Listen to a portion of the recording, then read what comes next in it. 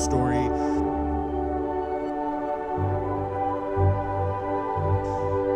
Just terrible situation in Palestine. Brutal attacks on Palestinians. Maybe that's part of the course, but still brutal enough.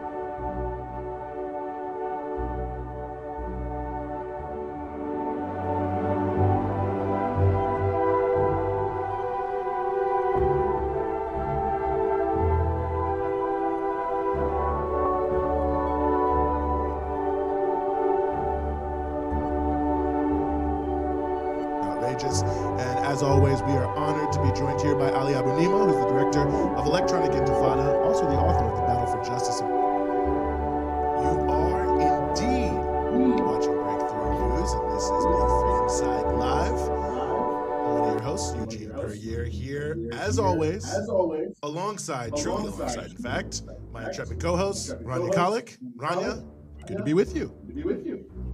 Good to be with you, Eugene. And today we're actually sitting like a few feet away from each other. I could look at you, but it would be weird because I would be looking off camera.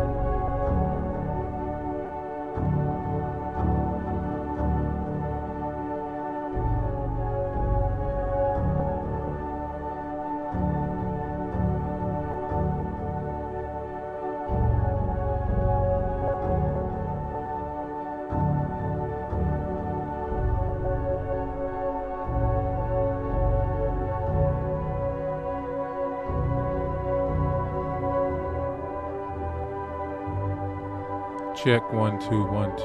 Check.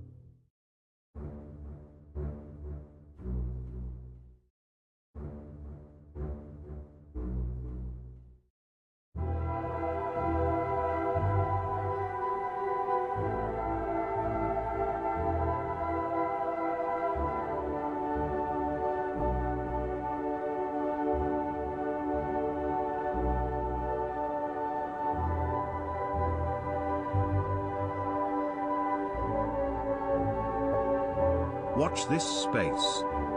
Watch this space. Watch this space. Watch this space.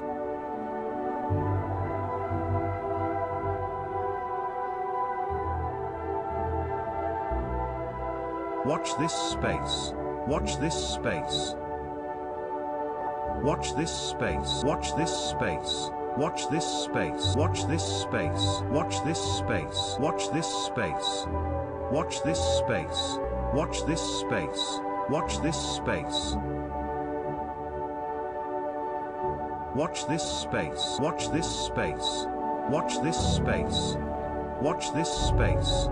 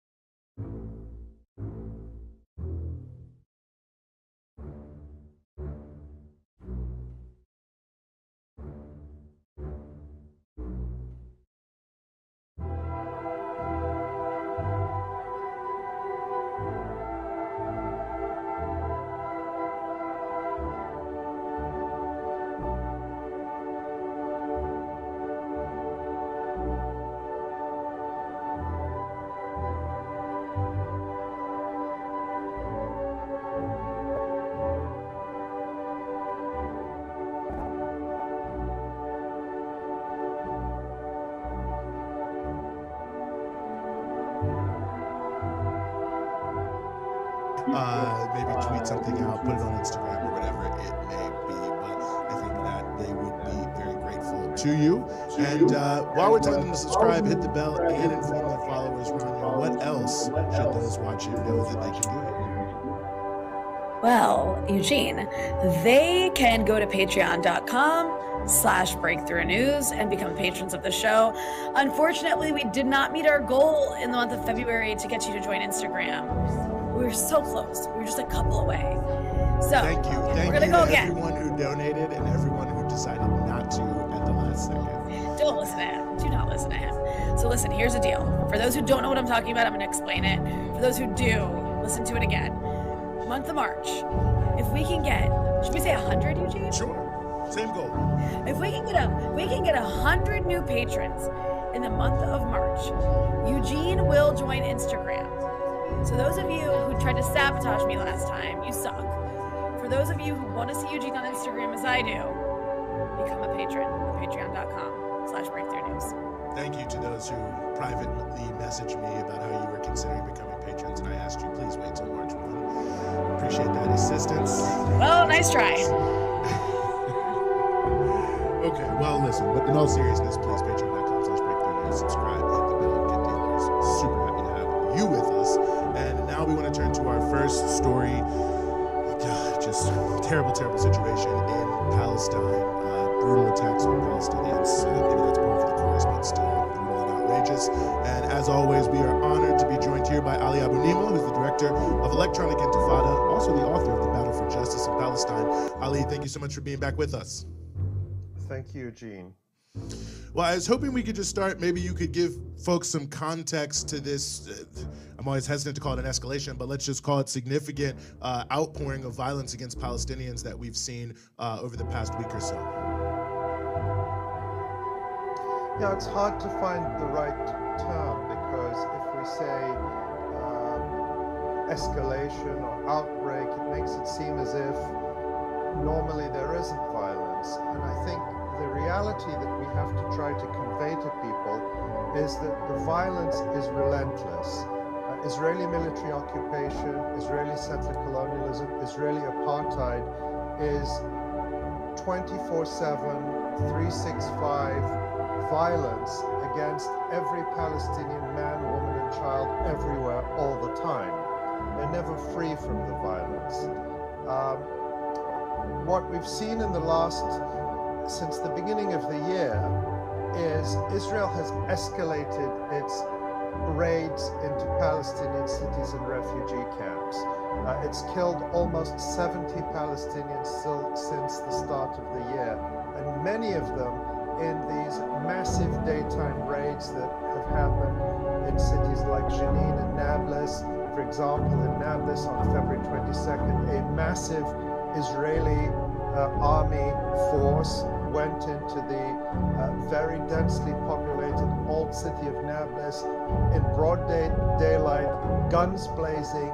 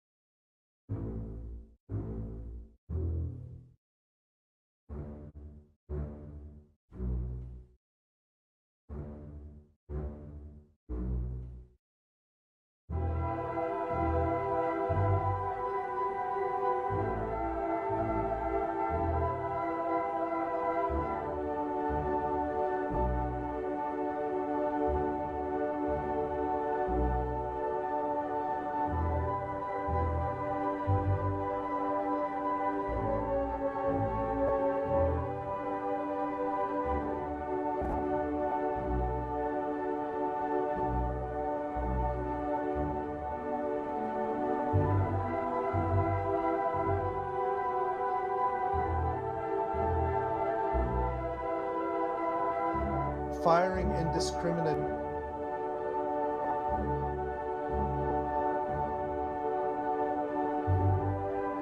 Watch this space. Watch this space.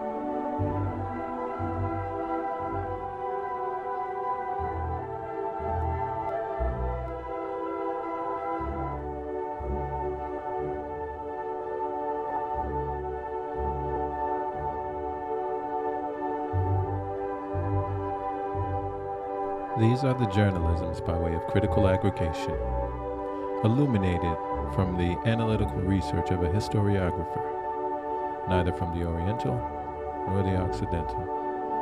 Your engagement through a like, a share, and subscribe will accelerate us at warp speed towards the continuation of our mission to truthfully go where no news will have been going before. Engage impulse engines. Engage. Engage. Engage. Engage. Engage. Engage. Engage. Engage. Engage. Engage. Engage. Engage. Engage. Engage. Captain. Engage emergency override. Engage. Engage. Engage. Engage forward shields, 35%. Engage. Engage the cloaking device. Engage. Of them. Engage them in conversation. Engage. Engage.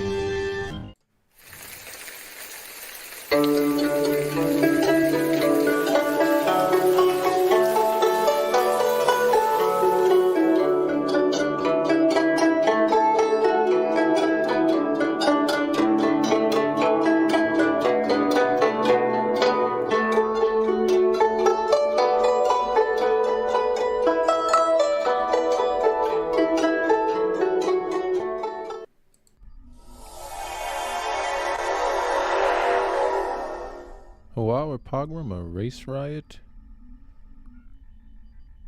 Watch this space.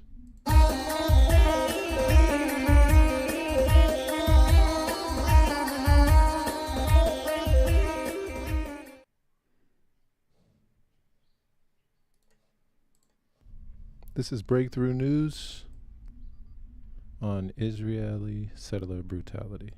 Is 24/7, 365 violence against every Palestinian man, woman, and child everywhere, all the time. They're never free from the violence. What we've seen since the beginning of the year, is Israel has escalated its raids into Palestinian cities and refugee camps. It's killed almost 70 Palestinians since the start of the year, and many of them in these massive daytime raids that have happened in cities like Jenin and Nablus. For example, in Nablus on February 22nd, a massive Israeli army force went into the very densely populated old city of Nablus in broad daylight, guns blazing, firing indiscriminately, and killing a dozen Palestinians and injuring 100 more. This has been happening all over the place. And so quite predictably and inevitably, there has been an upsurge in Palestinian resistance. This year, so far, 13 Israelis have been killed in the context of violence. 7 of them were killed in a single shooting attack that came again in response to one of these massive Israeli raids on a Palestinian community in which multiple people were killed. So it's a cliche to talk about a spiral of violence or a cycle of violence, because that erases the responsibility. But we can talk about a spiral of escalation. I don't know if that metaphor even works, but there is sort of a violence escalator. At the root of it is the violence of the Israeli occupation and settler colonial invasion of Palestinian land. That's what's driving it. And what Ali, sorry. No, please. I didn't want to interrupt you. Go ahead. I thought you were. Well, I wanted to ask you. This is fun. You go ahead, and then I'll go ahead. Let's do that. Well, I just wanted to say that that's sort of the broad context for what we saw in that brief clip, which is the settler pogrom in the village of Huwwara, where 2 settlers were killed a week ago on Sunday. 2 settlers were killed in Huwwara village, and then the Israeli army allowed hordes of settlers to pour into the town, ransacking businesses, setting fire to homes, killing 1 Palestinian, and taking their revenge. And all of this, it's important to note, because these images were so shocking to people around the world that Israeli leaders started to say, oh, we'll have to put a stop to this sort of thing. This isn't what we intended. It is what they intended, because prior to this pogrom and during the pogrom, top Israeli leaders were inciting it, praising it, saying that we want to see Huwwara burned, we want to see the village destroyed. Bezalel Smotrich, the Israeli finance minister, on the same Sunday when the 2 settlers were killed, said Israel should go mad on the Palestinians and start attacking Palestinian cities with tanks and helicopters. So the settlers were simply doing the bidding of the Israeli state. And I'm glad that you raised that, because the response from...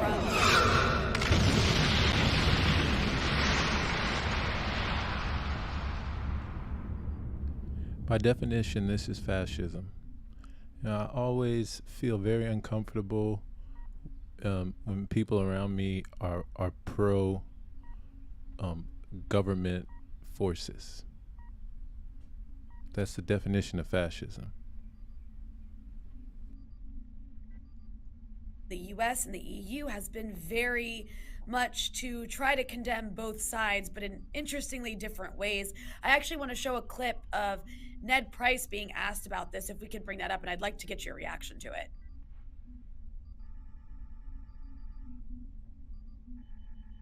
Just waiting for the clip. Sorry, guys.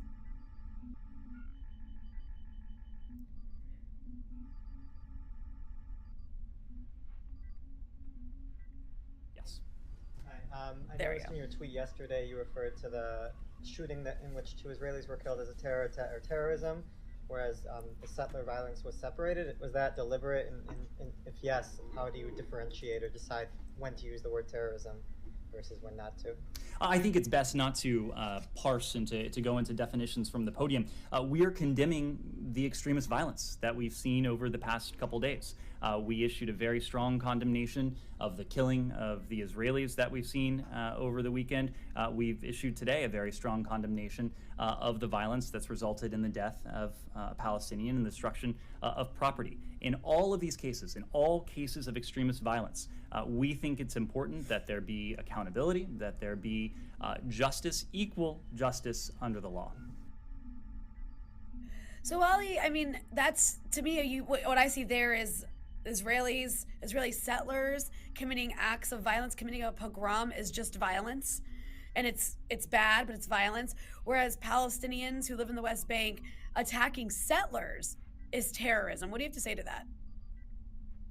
Yes, that's consistent. Israelis can't do terrorism. Only Palestinians can, according to both the United States and the European Union, because the European Union, being the lapdogs of the United States, copy exactly what the Americans say and do. And so the EU position has been identical. But listen to what Ned Price said. He said, equal justice under the law. What law is he talking about? First of all, we're in occupied territory where Israel is the military occupier. And under the Israeli military occupation, there is no equal justice under the law. Palestinians live under Israeli military rule and military orders, whereas the Israeli settlers live under Israeli civil law.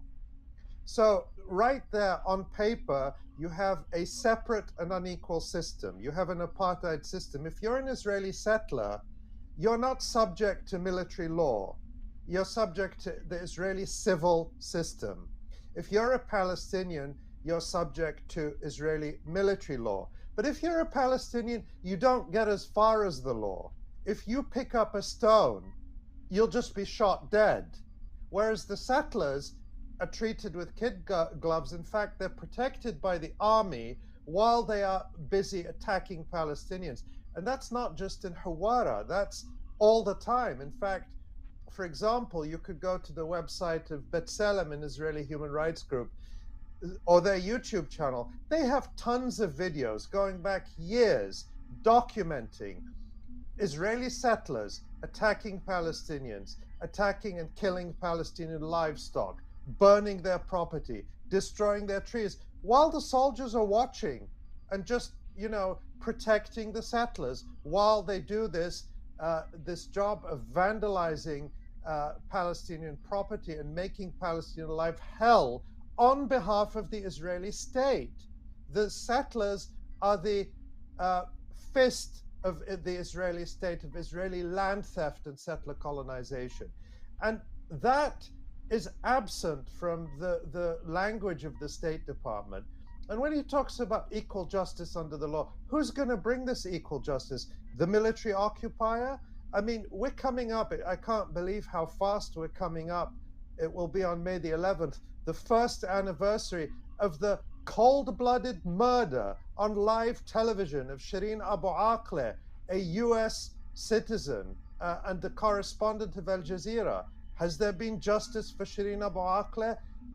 On the contrary, the United States government helped Israel cover up her deliberate murder. And this has been the policy of the Biden administration, of the Democratic Party, that the more extreme, the more violent, the more fanatical Israel shows itself to be, the more the Democrats do to cover it up. The more that Joe Biden does and Antony Blinken do to cover it up and to try to blame Palestinians for it and tell Palestinians, you guys, you need to calm down. You need to calm down and restore calm. while they're shipping every weapon in the American stockpile to Ukraine so Ukrainians can fight back against Russia, they're telling Palestinians, you just need to calm down and take it. And if you lift so much as a rock in the face of your invaders and your occupiers, then you're a terrorist, and they have the right to shoot you dead.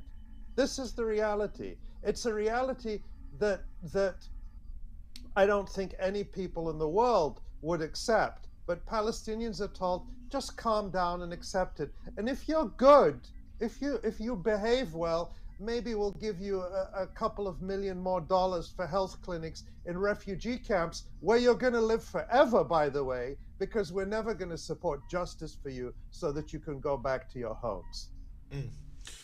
No, it's no lies detected. I mean, I for sure. I mean, it's unbelievable, almost like the fairy tale nature of some of this, the way it's, I remember during the Great March of Return, you know, people are peacefully marching, getting sniped down, and then when Israel's being criticized, they say, well, there's terror kites being flown, and it's just so absurd that you would think, like, this is so laughable, but it's allowed to you know, play out in the media, and certainly if you want to comment on that, I'm happy to hear, but one thing I want to also ask your thoughts on, Ali, is it seems that the resistance in Palestine, especially amongst young people, is also strengthening majorly. I mean, I'm seeing all these videos of these night marches of people coming out, the calls from Lion's Den from people to resist. Now I see the PA trying to catch up at the last second and say they're going to do something too. So I wonder how you also evaluate, you know, what seems to me to be almost a generational changing of the guard here of Palestinians really coming out in a powerful way. I think, you know, let's step back and look at the big picture, because the particulars of what's been happening now can only be understood against the bigger picture. Since Israel was established by force and illegitimately over the ruins of hundreds of Palestinian towns and villages, Israel has tried to subdue the indigenous Palestinian population with every violent method. Regular massacres, which we've seen throughout the West Bank, in Gaza, even of Palestinians within so-called Israel, punitive home demolitions, revenge demolitions, a tactic which is reserved for Palestinians. Israel will never demolish the family home of a Jew who murders a Palestinian. That punishment is reserved only for the families of Palestinians, collective punishment. A very savage method, always used by colonial regimes, is if we make the natives suffer enough, eventually they will accept their subordinate position and stop resisting. So murder, imprisonment, torture, home demolitions, aerial bombing, anything, Israel has done it. And 75 years after the Nakba, the ethnic cleansing of Palestine, the Palestinian people are not subdued. And remember, the Israeli justification for these murderous raids in Jenin, in Nablus, in Hebron, wherever it is, oh, this is to thwart terrorist attacks. Well, the very next day, Palestinian resistance groups can carry out sophisticated operations against Israel. And an even more common phenomenon is these individual actions by Palestinians, Palestinians picking up a knife or picking up a gun and going to get, going to retaliate, or you could say get revenge. Israel cannot stop it. In fact, everything Israel does fuels it. And so what we see is a frustration in the settler state that, look, we've done everything to these people and they're still fighting back. So it's a constant escalation of Israeli terror, of Israeli collective punishment, with the aim of subjugating this people who refuse to be subjugated. So when you look at this young generation, they're undeterred. They are undeterred, but they also have no choice, because, you know, people are already living in refugee camps like Aqbat Jabir or Arub or the camps across the West Bank, which Israel is raiding. Sha'afat camp, the Palestinians, okay, we're already in refugee camps. What do you want from us?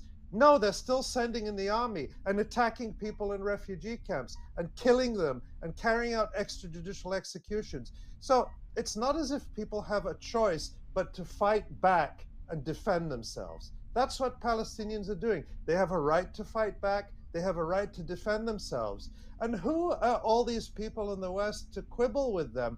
People who are okay with Israel using anti-tank missiles in the middle of the old city of Nablus, people who are okay with Israel using high-powered sniper rifles against children at the Great March of Return, and they're quibbling with the Palestinians throwing stones? Are you kidding me? Then send the Palestinians precision-guided missiles so that they can take out the Israeli military bases and the military command posts where these attacks against them are being planned. But Palestinians are left alone against a merciless nuclear-armed enemy, and then they're being lectured from the West, oh, you mustn't do this, you mustn't do that. Palestinians won't take those lectures from people, and they will fight back with the means they have.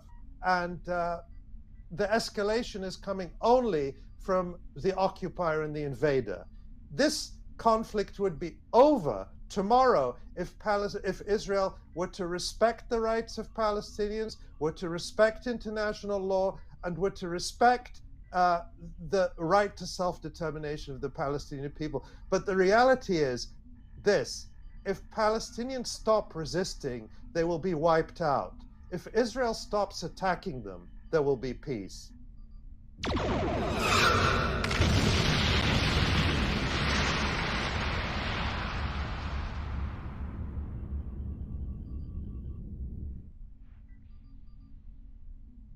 And from the Struggle News Network, or Struggle Video Network, this is more on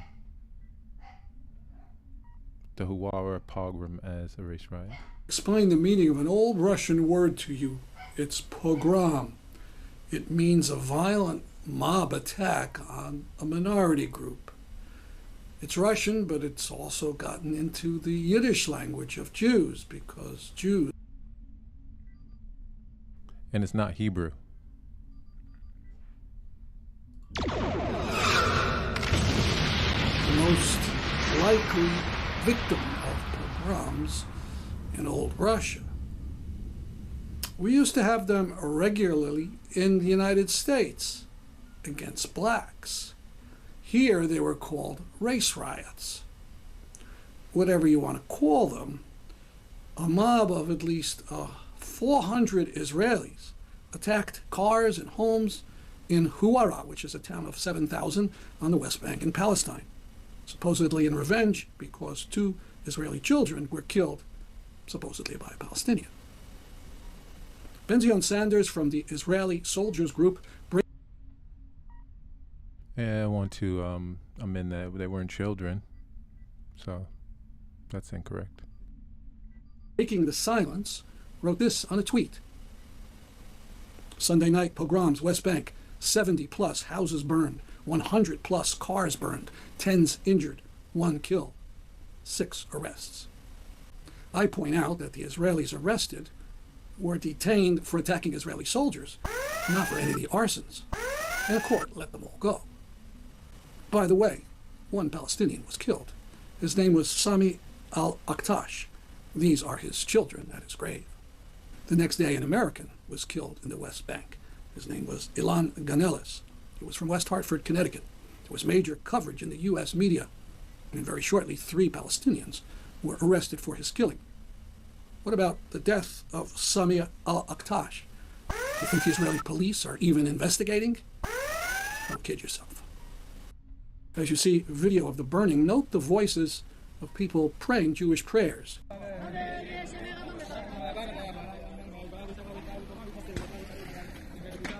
Either they had taken time off from the mob attack to pray, or they were some kind of cheerleading chaplains of the event.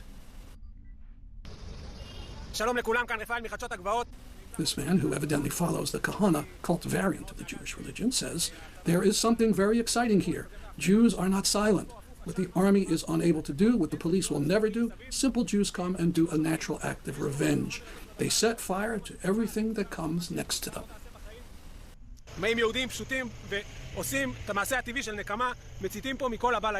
The army says that it was unprepared for the size of the pogrom. Baloney. The Israeli group B'Tselem writes, "This is exactly what Israeli control looks like.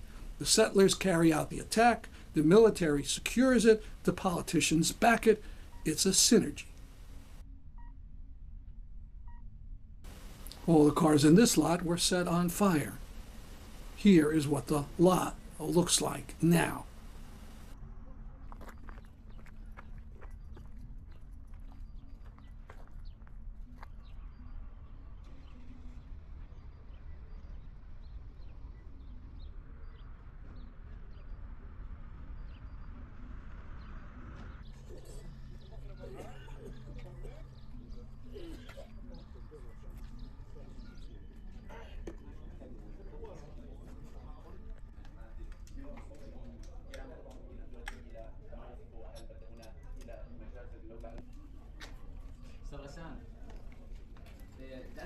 The main street in the town is now shut down. No Palestinian is allowed to open up his shop. Journalist Gideon Levy on Democracy Now! Said that Israelis are free to drive into Huwwara to see what they still need to burn.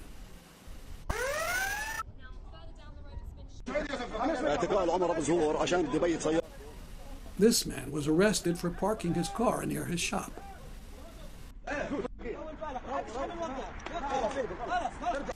Breaking the Silence wrote, "After Goldstein massacred Palestinian worshippers in 1994, the IDF shut down Hebron for 2 months.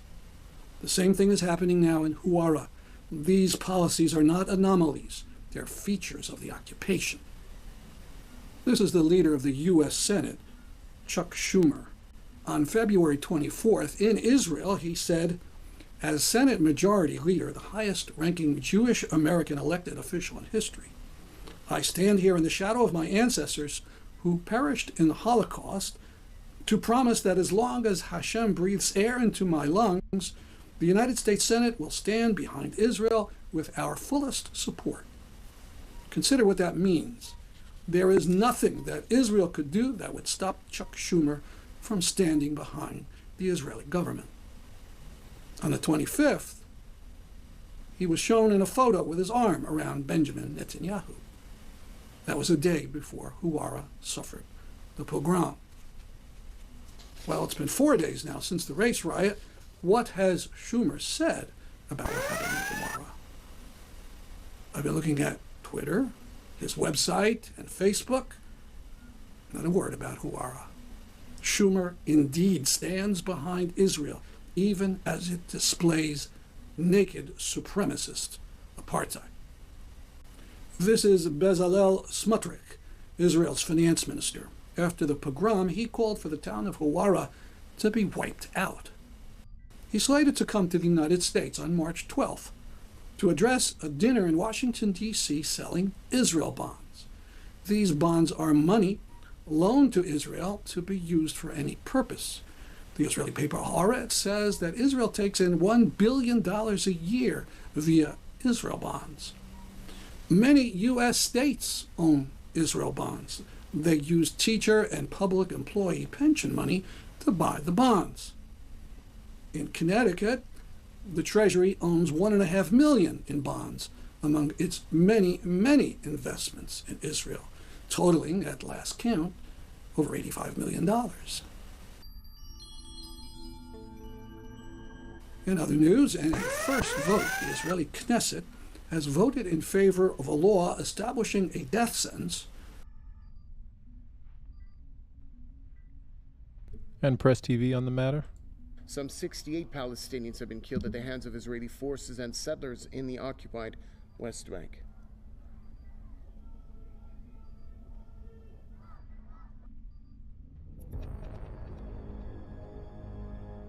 The Israeli regime is stepping up its violent and racist policies against Palestinians.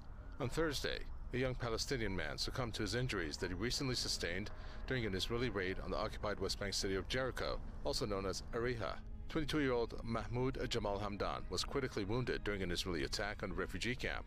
On Wednesday, Israeli troops stormed the Aqaba Jab refugee camp following a shooting attack on a highway outside of Jericho that left one Israeli soldier dead. During the raid, the regime's forces sealed off the camp and prevented ambulances and journalists from entering it. They also fatally wounded Hamdan, whom they accused of being involved in the attack. Regime atrocities come against the backdrop of increasing settler violence against Palestinians. On Sunday night, hundreds of armed Israeli settlers, flanked by soldiers, attacked Palestinian villages near the West Bank town of Huwwara and set fire to homes, storefronts, and cars. I was here yesterday when the incident occurred. I didn't know how to escape, as they closed immediately all roads and exits. So I was obliged to stay here. I locked the door, and after that the settlers came to burn things. They set fire to all the wood I had, the car, and they burned the area. At least one Palestinian was killed and nearly 400 were wounded in the hours-long rampage, which was denounced by Israeli rights group Peace Now and B'Tselem as a settler pogrom supported by the occupying regime. Palestinian officials have called on the U.S. Security Council to ensure protection for Palestinians who have increasingly come under deadly attacks by Israeli forces and settlers. What we have seen here in this house is evidence of how big the crime carried out by the settlers and covered by army and protected by the army is. It is clear that this move is supported by a political decision from the Israeli cabinet. Therefore, three sides are partners in this crime. The cabinet, which takes the political decision, the army, which is protecting the settlers, and the settlers who are implementing. This is what we have seen here. We have the evidence. No one can dispute the evidence. We heard the evidence. We saw the evidence. The Arab League has also said that it fully holds the far-right Israeli administration, led by Prime Minister Benjamin Netanyahu, responsible for the systematic crimes committed by extremist settlers. Israel has also approved a bill authorizing the execution of Palestinian detainees who conduct anti-regime operations. Palestinian resistance fighters have vowed to continue their campaign against the Israeli regime in retaliation for its crimes. Attacks against Palestinians have escalated since December 2022 when Benjamin Netanyahu returned to power as head of the Israeli regime's most far-right cabinet ever.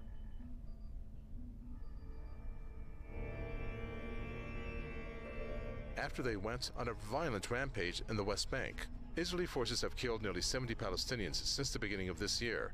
On Tuesday, the Israeli Knesset approved a bill authorizing the execution of Palestinian detainees who conduct anti-occupation operations. Hamas resistance movement has strongly condemned the bill, noting that the move reflects the regime's, quote, fascist tendencies. Hamas has stressed that such policies and laws will not deter the Palestinian people from continuing their legitimate resistance against the Israeli occupation. Furthermore, on Wednesday, Finance Minister Bezalel Smotrich, who is an ultra-nationalist in Israeli Prime Minister Benjamin Netanyahu's extremist coalition, said that the Palestinian village of Huwwara should be wiped out. All over Israel, here in Tel Aviv and elsewhere, we are protesting against the horrific pogrom committed by the extremist settlers in the West Bank yesterday.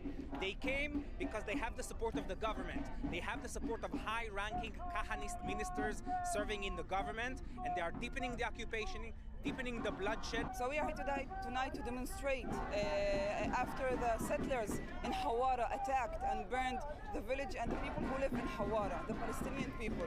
And we are here to demonstrate to stop the occupation. Even the U.S. administration, which is Tel Aviv's staunch ally, has called the remarks repugnant. Attacks against Palestinians have escalated since late December 2022, when Benjamin Netanyahu returned to power as prime minister of the occupying regime's most far-right cabinet ever. Netanyahu is now under mounting pressure. Streets across the occupied territories have witnessed mass protests since Netanyahu's controversial move to reform the judiciary. Opponents argued that the legal changes threaten the independence of judges and weaken oversight of the ruling cabinet and parliament. They say the plan will undermine the rights of minorities and would open the door to more corruption. But Netanyahu, who is on trial for corruption, says the changes will boost business. There are now threats that his coalition cabinet will break up due to internal differences and mass protests.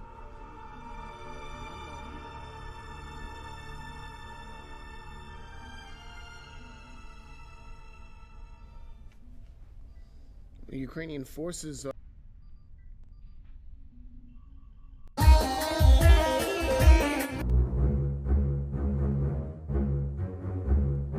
Watch this space. Your engagement through a like, a share, and a subscribe will propel us at warp speed towards the continuation of our mission to truthfully go where no news will have been going before.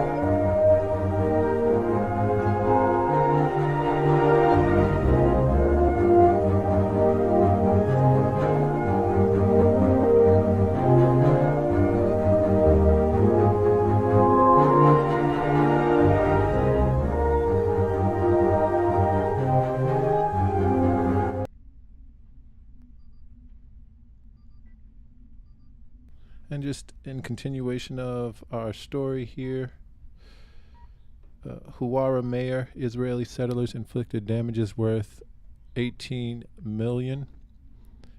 The Israeli settler gangs who rampaged through the occupied West Bank town of Huwwara inflicted damages worth 18 million, according to municipal source.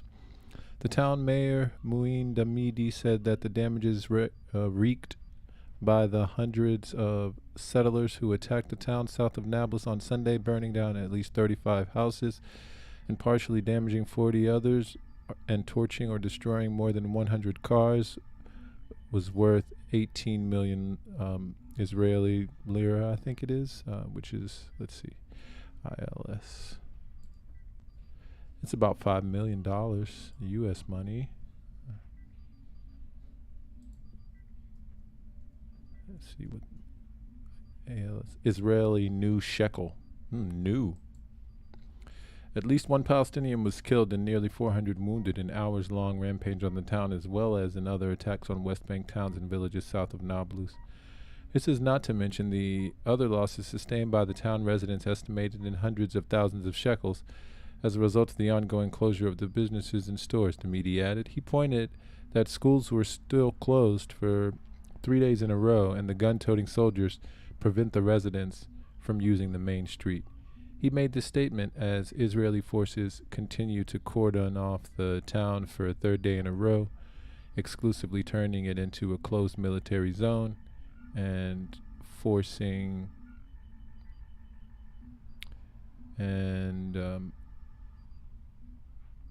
its residents to close their businesses. That was from Wafa, and also from Wafa, most Israeli settlers arrested over terrorist rampage in Huwwara released. Israeli occupation authorities released last night most of the terrorist Israeli settlers, and you can call them Zionist occupiers, most of the terrorist Zionist occupiers who'd been arrested against the backdrop of a pogrom they carried out on Sunday night in the Palestinian town of Huwwara, south of Nablus. Media sources said the settlers were released based on a court ruling which claimed there was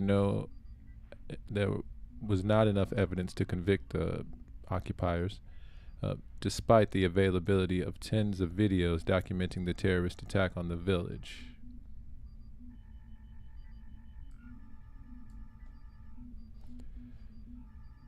It resulted in the killing of Palestinian aid worker, the injury of many others, and the torching of hundreds of homes and vehicles. Besides the killing of a humanitarian worker, the settlers completely burnt down at least 35 homes and 40 others were partially damaged, and many of the buildings were set on fire while the Palestinian inhabitants sheltered inside, and more than 100 cars were burnt or otherwise destroyed.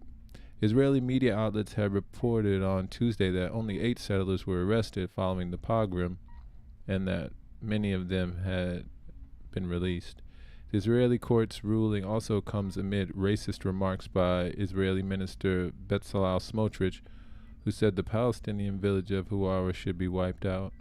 I think the village of Huwwara needs to be wiped out. I think the state of Israel should do it, Smotrich, who also handles civil administration in the occupied West Bank, was quoted saying by Israeli media on Wednesday.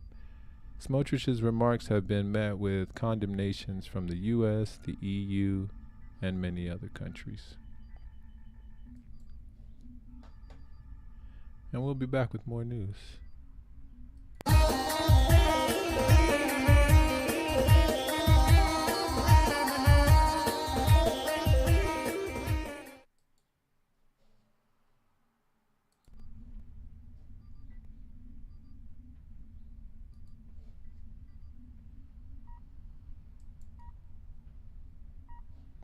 And from AA.com, the UN nuclear chief cites cooperation with Iran on issues obstructing the nuclear deal.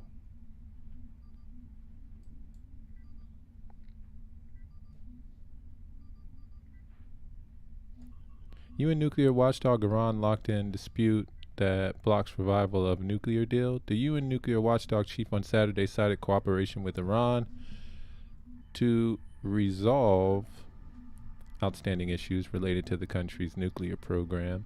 Rafael Grossi, the head of the International Atomic Energy Agency, arrived in Tehran on Friday on a two-day visit aimed at resolving issues that are obstructing the revival of 2015 nuclear deal. Addressing a joint press conference with Iran's nuclear agency chief Mohammad Eslami, Grossi said the two sides must closely work together on guarantees and assurances regarding Iran's nuclear program. His visit came amid a stalemate in talks aimed at the revival of the 2015 nuclear deal, known officially as the JCPOA, or Joint Comprehensive Plan of Action, with cooperation between Iran and the IAEA emerging as one of the key sticking points. Recent reports about Iran ramping up uranium enrichment up to 84% purity based on leaked report by an IAEA inspector. They've also fueled tension between the two sides and sparked international concerns.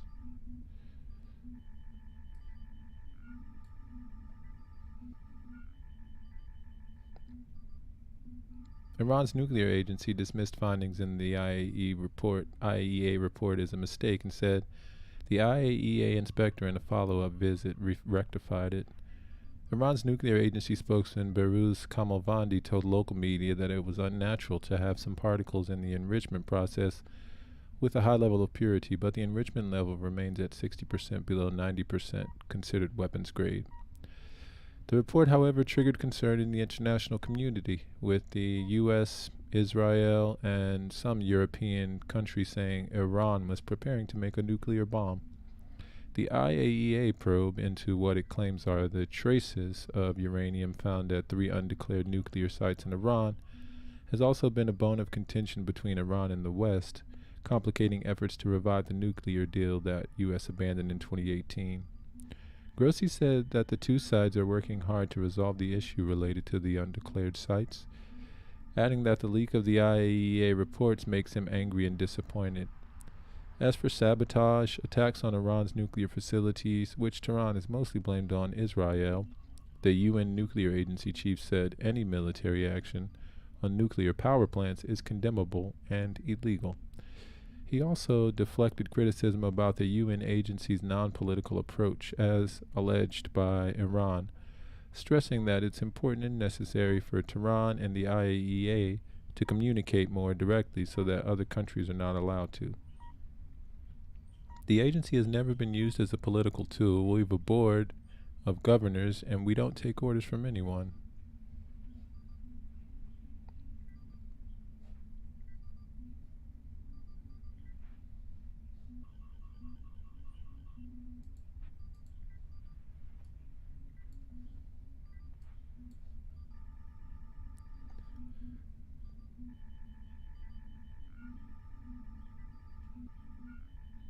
And Grossi said this. He said, "We don't take orders from anyone," obliquely referring to the U.S. and Israel. As for Israel's nuclear site, the IAEA chief said inspections are based on agreements under the Nuclear Non-Proliferation Treaty, which Iran has signed, but Israel has not, insisting that all countries should sign the treaty. Iran's nuclear agency chief said Grossi's visit the 1st since March last year is a message to boost communications and ties between the agency and Iran, adding that some countries seek to disrupt their cooperation. On the possibility of an anti-Iran resolution at the IAEA's upcoming quarterly Board of Governors, meeting, Eslami said a decision on countermeasures will be taken if it takes place, adding the cooperation between them will continue. He also accused other signatories to the 2015 nuclear deal, namely the U.S. and the European Troika of the UK, France, and Germany, of not fulfilling their commitments under the agreement, which he said prompted Tehran to scale back its commitments and ramp up enrichment. The nuclear deal talks underway in Vienna since April 2021 have been stalled since last August over issues related to Iran's cooperation with the IAEA. And these reports about Iran drones, or their reports about Iran drones, supplied to Russia, and months of protest in the country. Western countries have imposed a slew of sanctions on Iranian officials and entities in recent months, mostly related to protests in the country and drone shipments to Russia. And from the Global Herald, IAEA head Grossi visits Iran for nuclear talks. The head of the global nuclear watchdog is holding talks in Tehran in an effort to reach an understanding with Iran on nuclear safeguard issues that could also affect the country's 2015 nuclear deal, which collapsed in 2018. From Al Jazeera, IAEA head Grossi visits Iran for nuclear talks.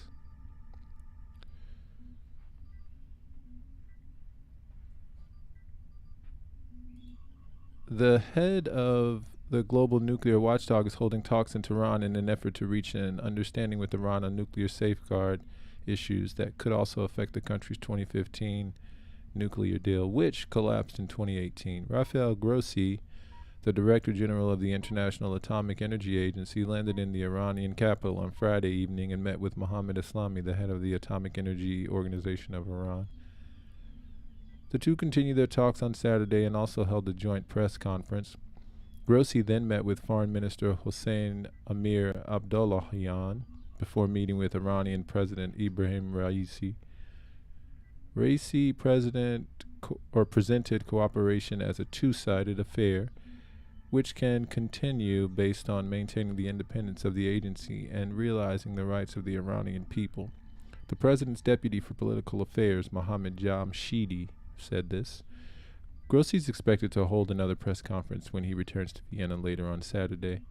The trip, the first in months, comes days ahead of the IAEA's next Board of Governors meeting on Monday, where there's a chance the United States and its European allies could pursue another resolution to censure Iran. Amid reports that it's opposed to European push for another resolution, Washington said it'll wait for the results of Grossi's trip to decide its next move. Eslami told reporters on Saturday that Tehran will announce a response if the Western parties to the nuclear deal decide to move ahead with what would be their third resolution in the past year.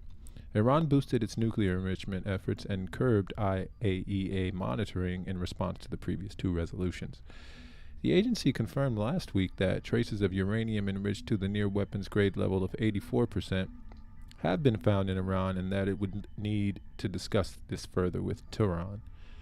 Iranian officials have said the fact that particles of higher enriched materials have been found doesn't mean it's actively enriching beyond its declared 60% level, something Eslami reiterated on Sunday. We're committed to our safeguards agreement with the agency, and we won't allow any elements or actions to undermine this cooperation. So our work will continue, and we won't allow any non-compliance to cause a lack of trust, Eslami said during the press conference. Grossi said work on several issues, including unexplained materials found several years ago in 3 Iranian sites, is continuing, and results can only be confirmed at the end of the talks. What we do here and the agreement we're trying to reach could help with restoring the JCPOA, he said, referencing the official name of the nuclear accord, the Joint Comprehensive Plan of Action. The nuclear deal was signed in 2015, but Washington unilaterally withdrew from it in 2018 and imposed harsh sanctions on Iran, which gradually abandoned its limits, including a 3.67% cap on enrichment. Efforts to restore or renegotiate the deal have stalled in the past year. Tehran maintains that its nuclear program is strictly peaceful, and does not seek a nuclear weapon.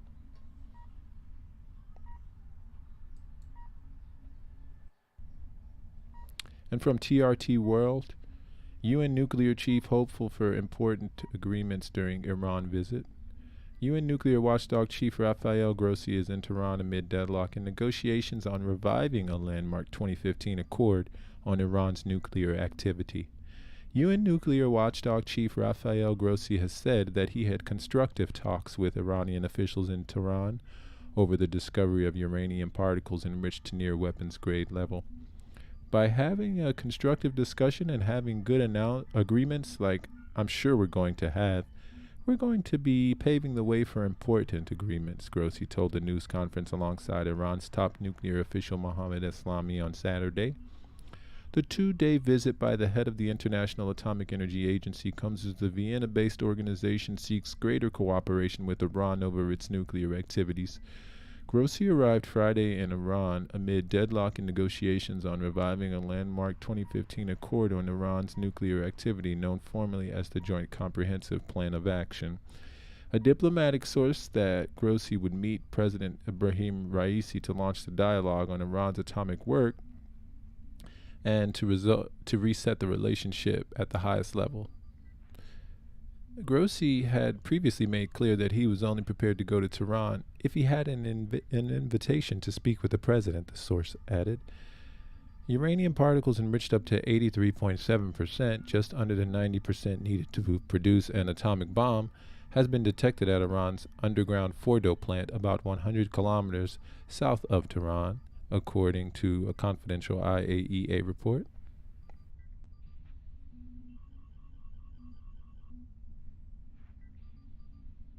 Iran denies wanting to acquire atomic weapons and says it had made no attempt to enrich uranium beyond 60% purity. Iran's government has said, however, that unintended fluctuations may have occurred during the enrichment process. The discovery came after Iran had substantially modified an interconnection between two centrifuge clusters, enriching uranium without declaring it to the IAEA. And from Iran Front Page News, ifpnews.com, Iran ambiguity over 84% uranium enrichment resolved with IAEA. Addressing a joint presser with the Director General of the International Atomic Energy Agency, Rafael Grossi, in Tehran on Saturday, Mohammad Eslami clarified again that the recent IAEA report did not mention uranium enriched to 84% level, but particles enriched to that level. Therefore, the ambiguity of the issue is resolved. He said, cooperation is also underway with the IAEA to address the latter's claims about nuclear activities at undeclared sites in Iran, based on a roadmap earlier agreed to by the two sides. Eslami said the European parties to the 2015 nuclear deal cannot pressure Iran and the IAEA to fulfill their contractual obligations while they fail to uphold their own side of the agreement. This is why, for reassuring steps, we reached an understanding with Mr. Grossi that will regulate our relations based on the safeguards agreement, he added. The senior official said Iran must be able to resolve issues with the IAEA in a reassuring manner, quote unquote, and free from infiltration of elements and agents whose security depends on disrupting a normal and professional relationship, making a veiled reference to Israeli attempts at influencing the UN nuclear watchdog. In turn, Grossi said he had constructive meetings with Iranian officials in Tehran. The two-day visit comes as the Vienna-based organization seeks greater cooperation with Iran over its nuclear activities. By having a constructive discussion and having good agreements like I'm sure we're going to have, we're going to be paving the way for important agreements, the IAEA chief said. Grossi later met on Saturday with Iranian Foreign Minister Hossein Amir Abdollahian, official news agency IRNA reported. Tehran and the IAEA have been engaged in a diplomatic row for months over what the latter claims to be nuclear activities at undeclared sites in Iran, an allegation roundly dismissed by Tehran. Recently, a Bloomberg report added to the tensions. It said particles of uranium enriched to 84% purity level have been found by IAEA inspectors in Iran.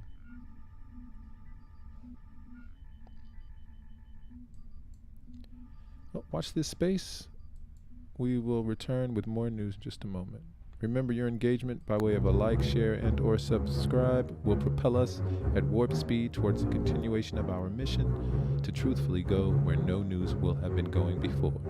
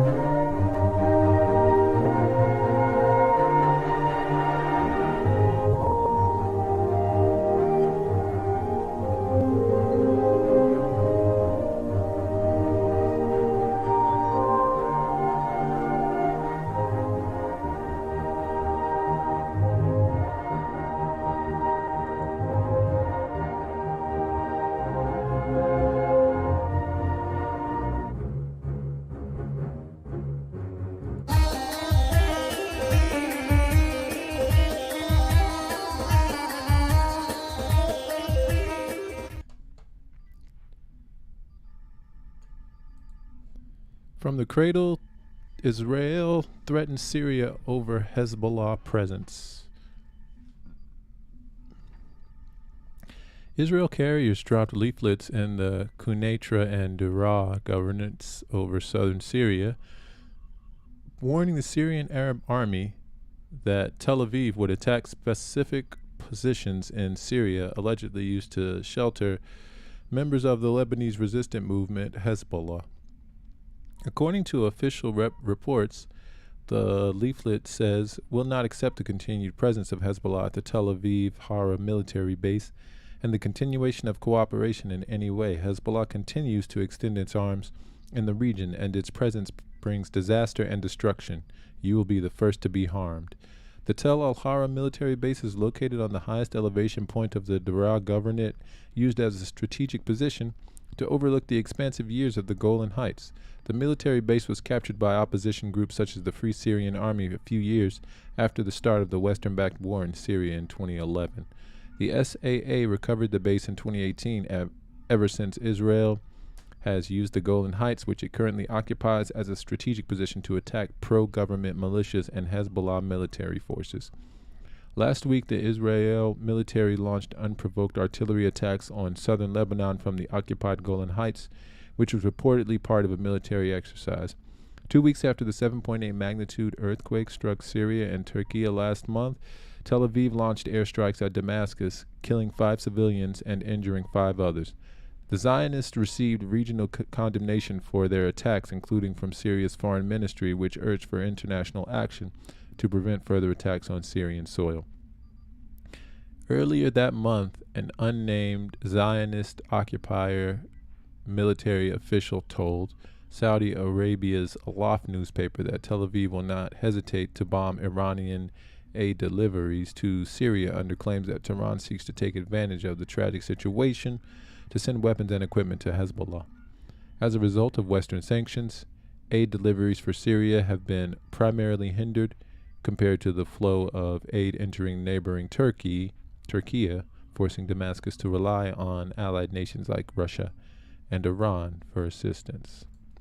And from Asharq al-Awsat, Israel threatens to strike Hezbollah in southern Syria. Israel planes dropped leaflets in areas in the governorates of Quneitra and Daraa, southern Syria, warning the Syrian army against the consequences of sheltering Hezbollah members.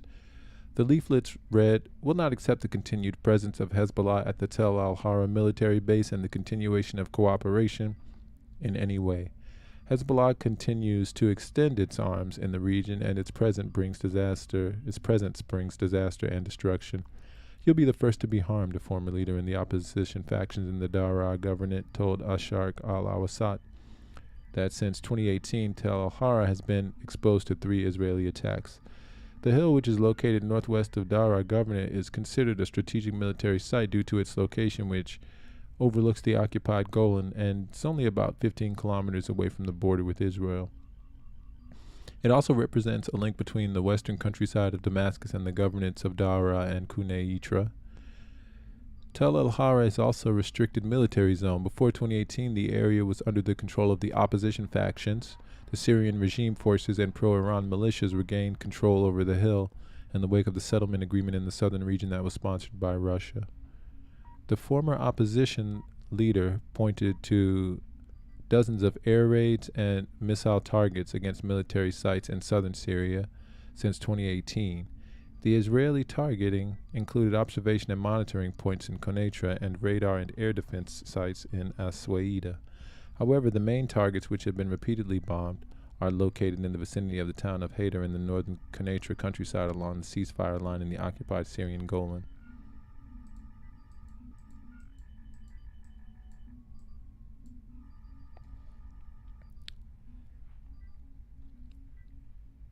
Several sites were targeted in Aswaida, including the 159th Regiment, Al-Thala Military Airport, and the Al-Dor Battalion, and the radar points in Tal al-San, Talkina, Tal al-Masi, and Tal Khalib, which recently bombed on February 18. Journalist Rayan Maruf from Aswaida told Ashar al-Awsat that the targeted sites in southern Syria mostly contained air defense equipment and military radars. Iran seems to be funding the reconstruction of these sites, he added. And we'll be back with more news. Remember to like, share, and/or subscribe. Your engagement by way of any of those will propel us at warp speed towards the continuation of our mission to truthfully go where no news will have been going before.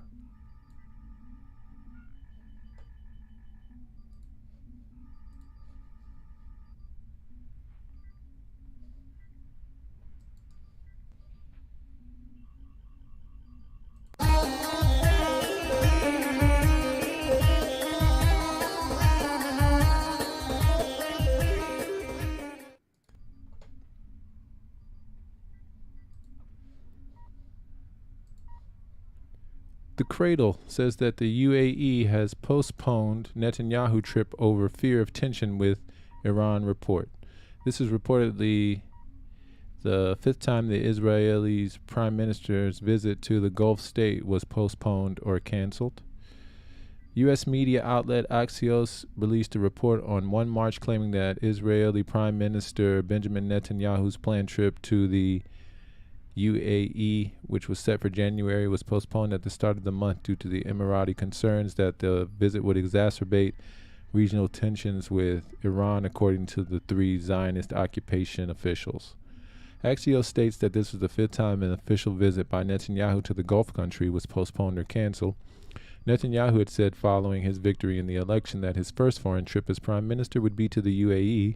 This trip was scheduled for the 2nd week of January, Axios says, but following the controversial storming of the Al-Aqsa Mosque on 3 January by National Security Minister Itamar Ben-Gvir, the Prime Minister's office announced the postponement of the visit. The Prime Minister's aides claimed that the postponement was due to logistics. However, 3 anonymous Zionist occupier officials who were involved in the planning of the trip were quoted to have said, the Emiratis wanted the visit to focus on celebrating the Abraham Accords and the country's bilateral relationship, but Netanyahu wanted to use the visit as a public signal to Iran. The Emiratis were concerned Netanyahu would give public statements against Iran while on their soil. They didn't want the visit to increase tensions with Iran and decided to postpone it. Axios further cites the Zionist occupiers' sources as saying, Netanyahu's office and 2 Emirati officials have declined to comment. According to Axios, the Zionist occupying government prime minister understood the situation and is committed to keeping any visit to the UAE focused on bilateral issues. However, following the unprecedented escalation of tensions in recent days, which have been fueled by the Zionists' violence, oppression, and extreme government policies, the schedule of a new visit by Netanyahu to the UAE currently remains delayed.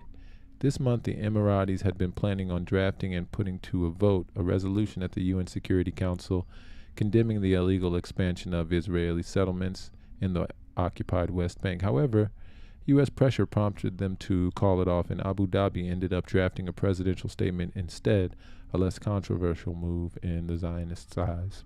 Although the UAE remained committed to its relationship with the Zionists, which can't help but be geared towards Iran, Abu Dhabi said, Abu Dhabi also has some positive ties with Tehran, which it seemingly does not wish to fully compromise. This is despite the long-standing territorial dispute between the two nations over 3 Persian Gulf islands, as well as overall regional tension.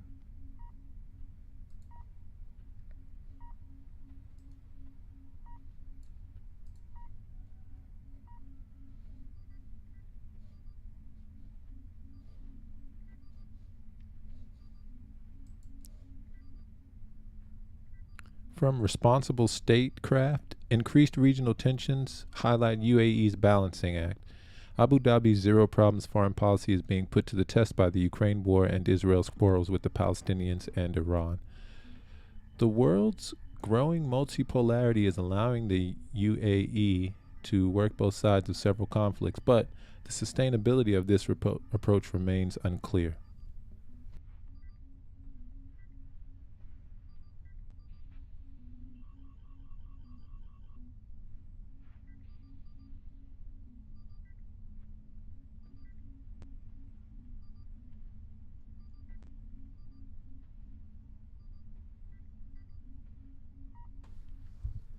In particular, by deepening its relations with Israel, the UAE has been able to deflect U.S. pressure to disengage from Iran, Russia, and other countries the U.S. seeks to isolate. Yet, as tensions between Israel and both Iran and the Palestinians mount, Abu Dhabi's efforts to walk a middle path may become increasingly challenging. Last week, the Biden administration appeared to explicitly support Israel's increasingly confrontational conduct against Iran, a position that's likely to increase the risk of wars between the two regional rivals. Meanwhile, the far-right government of the Zionist Prime Minister Benjamin Netanyahu has emboldened Zionist settlers on the West Bank, where they have carried out dozens of attacks against Palestinians, the most recent having taken place in around Nablus. Despite last weekend's U.S. mediated emergency meeting in Jordan, in which Israel and the Palestinian Authority agreed to de-escalate the ongoing crisis, Netanyahu declared afterwards that the expansion of Jewish settlements in the West Bank will continue unabated. This escalation in tensions between the Zionists and Iran and Palestinians puts the UAE, which recently renewed diplomatic ties with Iran and has posed as a champion of Palestinian rights, in an increasingly difficult position. If conflict breaks out between Iran and the Zionists, the UAE and the U.S. military base it hosts could find themselves in the crosshairs of Tehran's precision weaponry. At the same time, and in the context of mounting Zionist occupation government violence against Palestinians, the UAE's conspicuous leadership in engaging in ever closer relations with the Jewish state over the last several years risks becoming problematic both domestically and across the Arab world, where public opinion remains hostile to normalization with Zionists. Nonetheless, Abu Dhabi seems determined, at least for now, to maintain ties with Tel Aviv and Tehran, as well as with Moscow, Beijing, and Washington. Under the leadership of President Mohammed bin Zayed Al Nahyan, or MBZ, as he is often called, the UAE has committed itself to a zero-problem foreign policy that prioritizes diplomacy and trade over confrontation. In an op-ed in the Saudi paper Sharq al-Awsat, Emirati Foreign Minister Abdullah bin Zayed Al Nahyan used the slogan, "Peace, recovery, and prosperity," to characterize the country's current foreign policy. After 6 years without formal diplomatic contact, the UAE returned its ambassador to Tehran just 6 months ago, Anwar Gargash, MBZ's senior diplomatic advisor, said that the decision to return an ambassador to Tehran aligned with the UAE's policy of pursuing peace, strengthening foreign relations, and pursuing its own path regardless of external pressure. Majed al-Raisi, an Emirati political analyst and strategic communications expert, has consistently said that the UAE will pursue its own national interests and not succumb to Western pressures. Trade and other economic ties with Iran drive much of the UAE's calculus, as Abdul Khalik Abdullah, a UAE national and senior fellow at the Middle East Initiative at the Belfer Center at Harvard Kennedy School, wrote last summer. Restoring UAE-Iran diplomatic relations, the possible signing of a nuclear deal, and more generally, the lessening of regional tensions are all expected to increase trade volume between the UAE and Iran to more than $20 billion annually.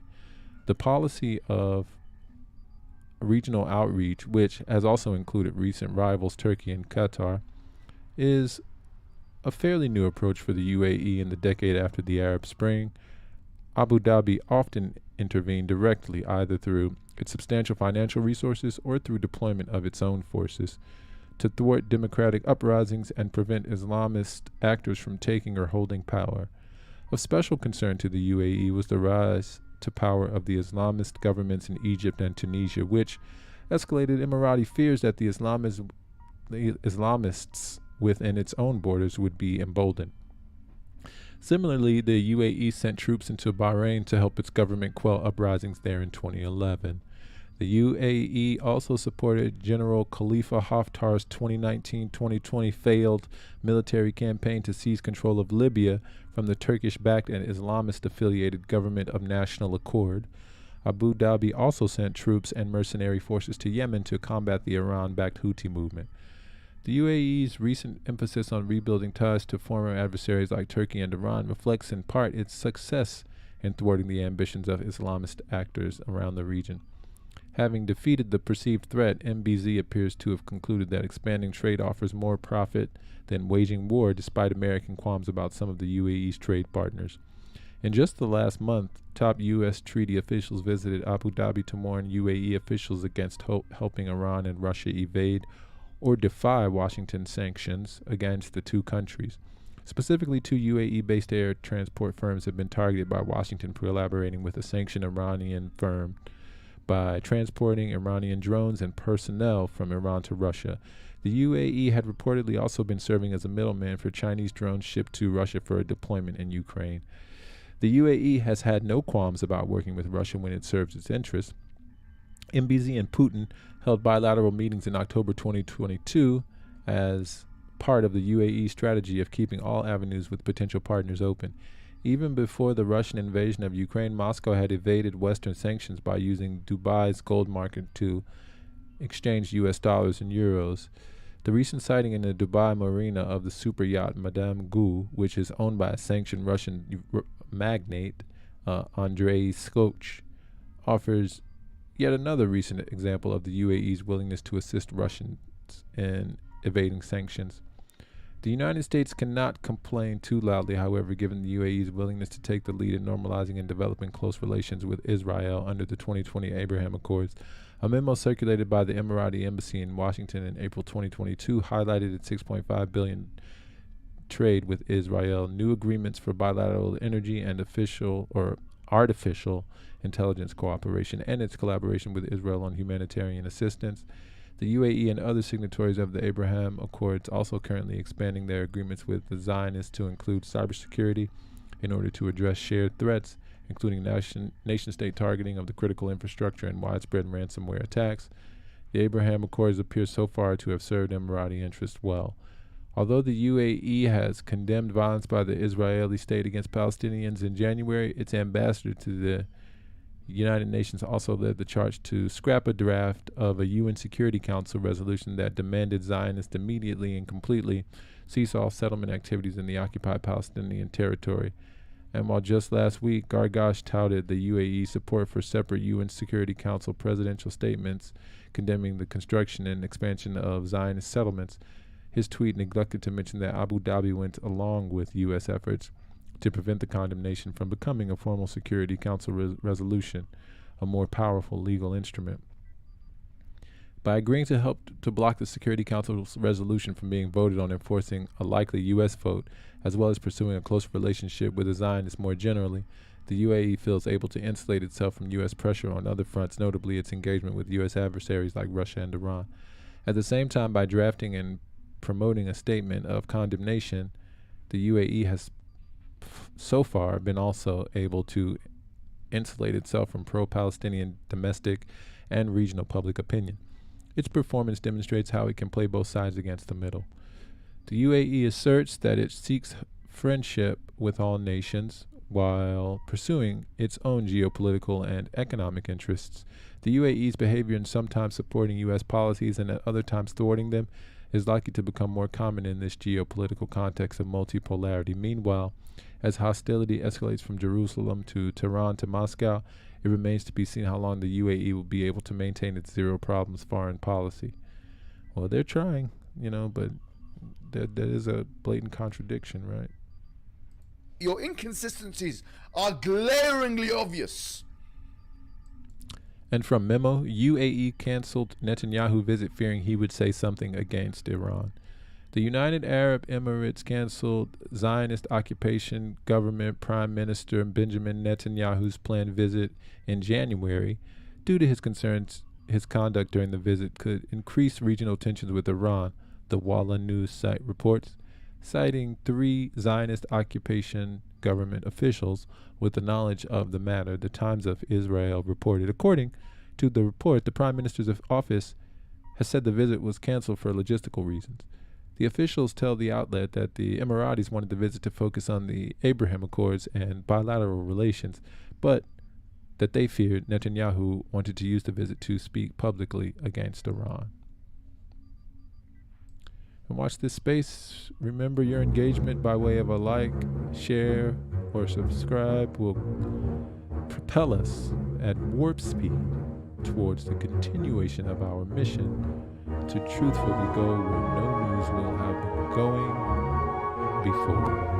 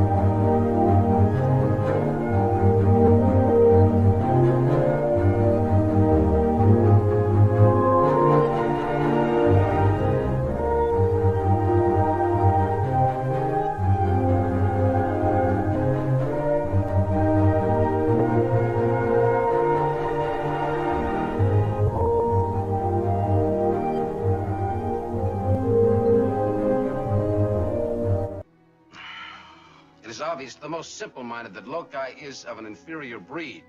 The obvious visual evidence, Commissioner, is that he is of the same breed as yourself. Are you blind, Commander Spock? Well, look at me. I thought you scientists were supposed to keep an open mind. There's a difference between keeping an open mind and believing something because you want it to be true. Your friend Spock is a logical man. I find your arguments strewn with gaping defects in logic. Most illogical reaction. We demonstrated our superior weapons. They should have fled. You mean they should have respected us? Of course. Mr. Spock, respect is a rational process. Did it ever The whole notion of logic. Emotionally? With anger? Doctor, I'm not responsible for their unpredictability. You do not think like the others. There are no colors to your patterns of logic. There's only black and white. The whole notion of logic. Unemotional, completely pragmatic. And we poor irrational humans whip them in a fair fight. Now you'll find yourself back among us illogical humans again. Which The I whole find notion eminently of satisfactory, logic. Doctor. For nowhere am I so desperately needed. Because she feels. I don't. All I know is logic. Will you try to understand whole how we feel notion about of our life logic. here? about each other? Emotions are alien to me. I'm a scientist. You're gonna leave here without them?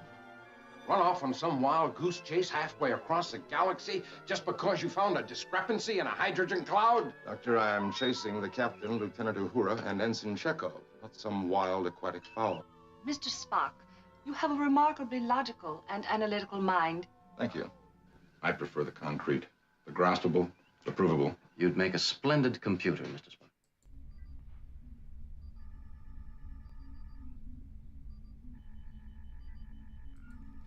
D.C. court dismisses lawsuit targeting academics over BDS support. I hope that this ruling will deter pro-Israel outfits with no means of winning a debate beyond harassment and defamation from trying to impoverish those of us committed to the well-being of the Palestinian people, Dr. Stephen Salatia said in a statement, and this is from mondoweiss.net. After 9 years of legal battles, the Superior Court of Washington, D.C.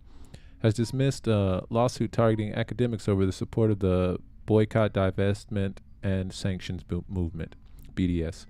The case was dismissed on the basis of a D.C. law aimed at discouraging strategic lawsuits against public participation, SLAPs, which are often used as a means to stifle and censor certain viewpoints by burdening public advocates with legal fees.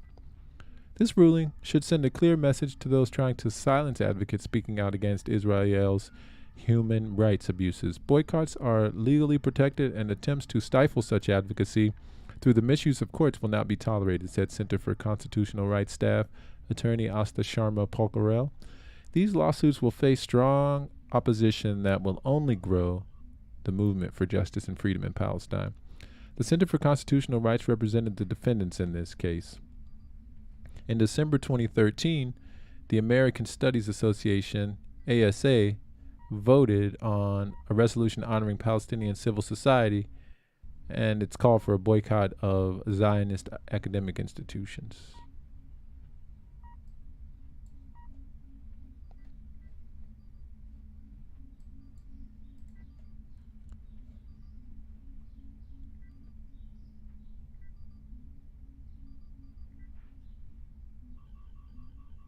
Israel's violation of international law and UN resolutions, the documented impact of the Israeli occupation and Palestinian scholars and students, the extent to which Israeli institutions of higher education are a party to state policies that violate human rights, and the support of such a resolution by many members of the ASA are the list of things that the ASA believes warrant a boycott. The pro-Israel Louis Brandeis Center sued the ASA in 2016 on behalf of four members of its members who opposed the resolution. The case was dismissed in 2019, but the group filed a complaint in the D.C. Superior Court, and that effort was also dismissed. But the D.C. Court of Appeals was ordered to consider it again after the defendants launched their own appeal.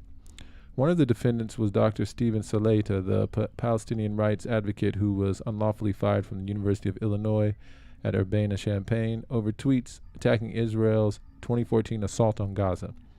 The plaintiffs amended their lawsuit to include Salaita in 2018, despite the fact that he joined the ASA 2 years after they held the resolution vote.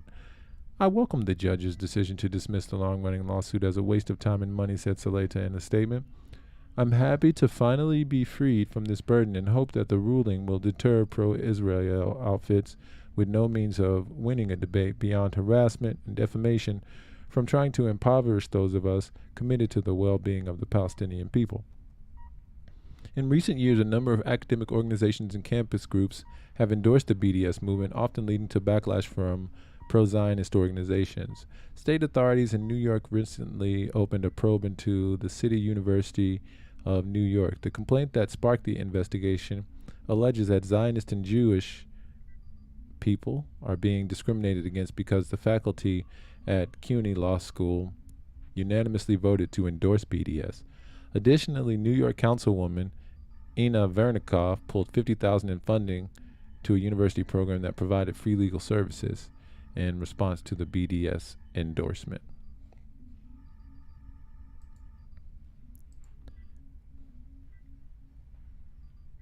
I'm going to open up a channel here. And we'll see you tomorrow. Watch this Beam me up, space. Mr. Spock. Beam me up. Lock on transporters. Beam us up. Beam us up. Quickly. Beam us up home. Beam us up. Prepare to beam us up, Mr. Scott. Beam us up, Mr. Scott. Prepare to beam us up. Mr. Scott, prepare to beam us up. Have Scotty beam us up. Beam us up. Beam us up. Scotty, beam us up fast. Stand by to beam us up. Scotty, beam me up. Beam me up. Beam us up now! Stand by to beam us up. No need to beam me up, sir. The situation is under control.